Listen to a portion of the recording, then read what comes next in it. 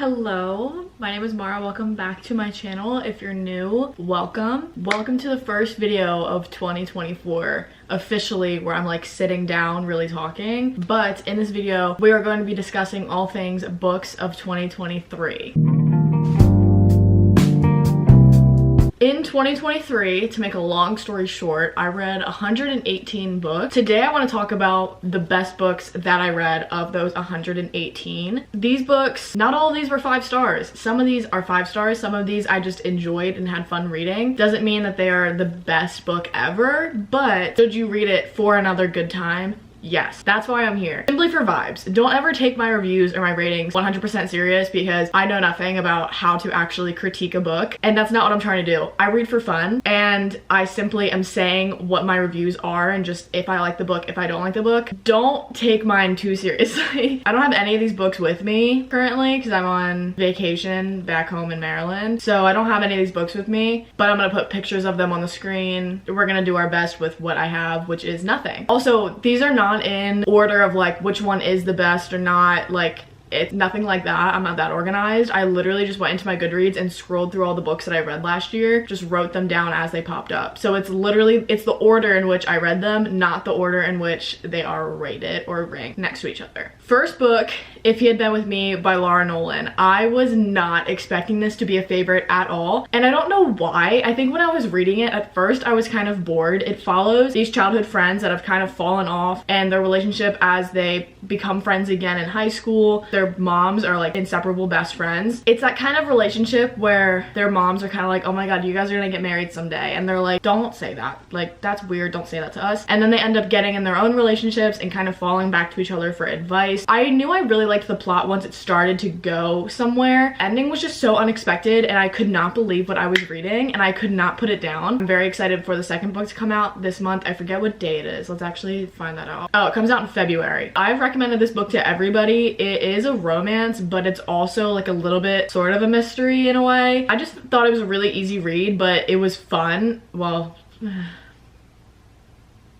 I don't know if fun's the right word. I enjoyed reading it and I wanted to find out what was happening, and I'm really excited for the second book. Next, this is kind of a general thing. I'm still in the middle. Well, I'm almost done this series. I have like a book and a half left, but that is the Addicted series by Krista and Becca Ritchie. If these characters weren't as amazing as they are, there's just like no way that I'd be able to sit through a 10-book series. The characters are so unique and special and amazing, and I just loved how they add so much to the story. I have such a soft spot for these characters as well, and all of their stories and their struggles. They're just so unique and different from each other. The found family aspect of the series just cannot be beat, and I don't think any series is gonna come close to it in that trope. I just love this series and these characters. Like, I feel like everybody kind of knows the gist of it, and I don't want to break it down too much because there are 10 books and I don't want to spoil anything accidentally, but these characters are just so amazing. It follows 3 sisters, their relationships with each other, themselves, and their boyfriends, and it's just like, I feel like because this is such a long series and it's like a romance, it follows so many different struggles at different times, and everything ends up happening in this series. Like, everything you can think of, it happens. And it's so entertaining but so heartbreaking at the same time. Next, if we're going for a series, I also added the ACOTAR series by Sarah J Maas. I'm still in the middle of this series, but in 2024, my goal is to really just like grind it out and grind out my Sarah J Maas books, because I do have quite a few that I have not touched yet. But this was the first fantasy book that I really felt like I was fully wanting to immerse myself into. I would say like I loved the Shatter Me series, but that's a little bit more dystopian, not so much like fantasy like ACOTAR is. I just became so attached to these characters and the stories, and I'm only 2 books into the series. Like I said, I really want to like dive in and try to finish it very soon, but at the same time I was pacing myself because I didn't want it to end. I don't know, like, I feel like I've seen so many people say like, I don't know what it is about this series, it just does something to you. And that's like truly the only way I can put it. I just feel like this series, the characters I love the drama and the tension, and like the bad guys turn good and the good guys turn bad. Like, I don't know, there's just so many aspects of it that it just feels like something I've never read before. I don't know, maybe it's because I didn't watch a lot of like fantasy type television. Like I liked the Vampire Diaries, I liked Teen Wolf, that's like supernatural stuff, but I never really got beyond that. I never watched Twilight, I never like really got into anything else. This is kind of my first taste of it and I'm loving it. Next, this is an interesting one. I did Rock, Paper, Scissors by Alice Feeney. I've said it over and over and over again that I'm not a thriller mystery kind of reader. That's just not my thing. I always say that as much as I do. I say that because I don't want people to look at my negative reviews or ratings of a certain mystery thriller book and think, okay, well I shouldn't read it because she doesn't like it, or like she said it sucks. Which I never say like a mystery or a thriller sucks, because I know I don't like that genre. So I'm never gonna be like, this sucked, because it probably didn't and I'm just stupid and like couldn't hold on to the plot. Because of that, I should not be trusted in that element, okay?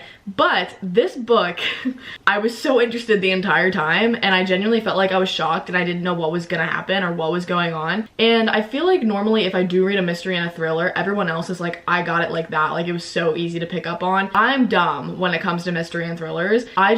I can't ever like grasp onto anything, so I can never guess plot twists. But in this, like this was so good, and it wasn't like I just didn't get the plot twist because I'm dumb and I couldn't grasp it. Like this seriously came out of nowhere and I wasn't expecting it. I have recommended this to all of my readers, friends that are mystery thriller girlies. Not just my reviews have been positive, but I've seen so many other ones, and this is such a hot book right now in that element, in that genre. I just loved it. I have a few mystery books and thrillers that I want to read this year. I kind of, you know, I want to stick to like my romance stuff. I need to like feel like I'm attached to the characters to feel like I can really follow the plot. And in mysteries and thrillers, you're like not really introduced that deeply to the characters. You're more introduced to like the issues around them, which makes it really hard for me to follow the story. Next up, I kind of paired these two books together because it's by the same author, and that is Conversations with Friends and Beautiful World, Where Are You by Sally Rooney. I have truly loved every single Sally Rooney book that I've read. I understand the writing style is very, very different, and I can understand why people don't really enjoy reading these books, but I'm telling you, if you can get a hold of the